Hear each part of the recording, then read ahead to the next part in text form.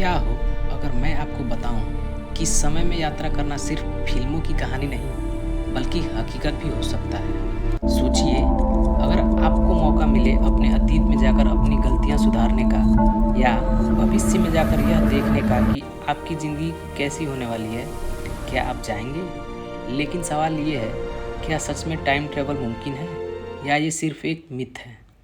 समय यात्रा यानी टाइम ट्रेवल का कॉन्सेप्ट इंसानों को हमेशा से आकर्षित करता है।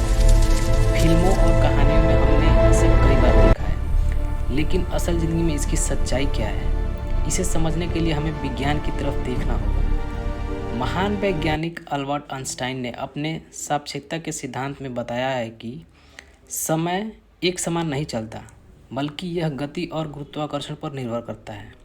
इसे टाइम डायलेशन कहा जाता है।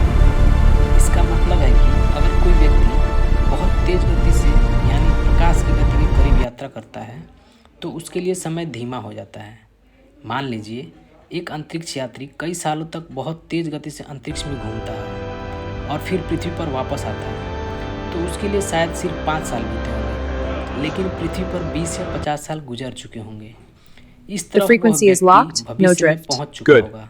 Initiate यह the कोई calibration कल्पना नहीं, sequence. बल्कि Calibrating वैज्ञानिक now. प्रयोगों से साबित हो चुका सच है। लेकिन जब बात आती है अतीत में जाने की, तो यह उतना आसान नहीं है। कुछ वैज्ञानिकों ने वर्म होल का कॉन्सेप्ट दिया है, जो स्पेस और टाइम में एक शॉर्टकट हो सकता है, लेकिन अभी तक इसे बनाना या इस्तेमाल करना संभव नहीं हो पाया है। अतीत में समय यात्रा के साथ कई समस्याएं भी जुड़ी हैं, जैसे ग्रैंडफादर पैराडॉक्स। अगर कोई व्यक्ति अतीत में जाकर अपने ही दादा का नुकसान पहुंचा दे तो उसका खुद का जन्म ही नहीं होगा। ऐसे विरोधाभास विज्ञान के लिए बड़ी चुनौती है। कुछ वैज्ञानिक यह मानते हैं कि अगर अतीत में जाना संभव भी होगा तो वह हमारी असली टाइमलाइन में नहीं होगा, बल्कि एक अलग समांतर दुनिया में होगा।